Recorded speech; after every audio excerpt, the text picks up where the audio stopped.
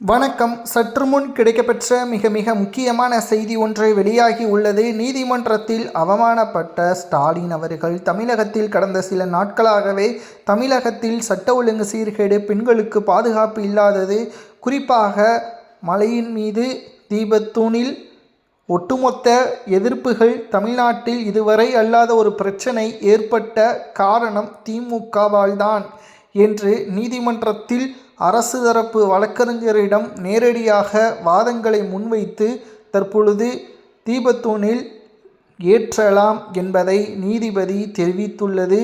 ஸ்டாலினுக்கு மிகப்பெரிய ஒரு அவமானமாக பார்க்கப்படுகிறது. ஏனென்றால் இந்த பிரச்சனையே ஆரம்பத்திலேயே ஸ்டாலின் அவர்களால் முடித்திருக்க முடியும். தேர்தல் நேரம் என்ற காரணத்தினால் இதை வைத்து அரசியல் செய்ய வேண்டிய கட்டாயம் ஸ்டாலினுக்கு ஏற்பட்டுள்ளது. கிட்டத்தட்ட பல ஆண்டுகளாகவே தமிழகத்தில் இந்த சம்பவம் அரங்கேறியுள்ளதா என்று பார்த்தால் கிடையாது. ஒவ்வொரு காலகட்டத்திலும் ஒவ்வொரு பிரச்சனையே தேர்தல் நேரத்தில் திமுக கையில் எடுக்கும். இந்த முறை இந்த விவகாரத்தை கையில் எடுத்ததுதான் தற்பொழுது மிகப்பெரிய ஒரு தவறாக மாறியுள்ளது. நேற்று ஸ்டாலின் அவர்கள் ஒரு நிகழ்ச்சியில் கலந்து கொண்டு முருகன் கோவிலுக்கு அருகில் செல்லும் பொழுது அவரது கார் டயர் பஞ்சராகியுள்ளது. பரபரப்பு ஏற்பட்டுள்ளது. ஸ்டாலின் அவர்கள் அதிர்ச்சியும் அடைந்துள்ளார்.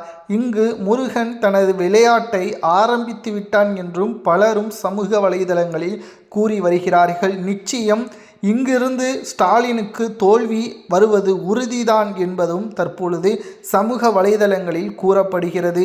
இதை பற்றியும் உங்களது கருத்துக்களை கமெண்ட் வாயிலாக கூறுங்கள்.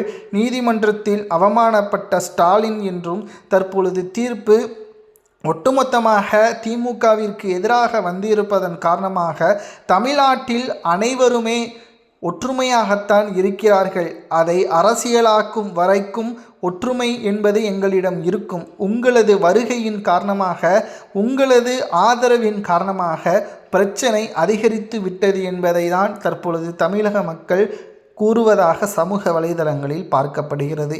நீதிமன்றம் வரை சென்றாலும் கூட ஸ்டாலின் அவர்கள் அவமானப்படுவது தமிழக அரசியலில் பரபரப்பை ஏற்படுத்தியுள்ளது.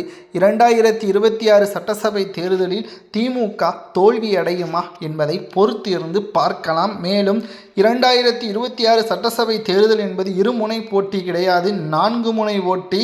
காலத்தில் விஜய் அவர்களும் இருக்கிறார் என்பதிலும் துளியளவு கூட சந்தேகம் கிடையாது.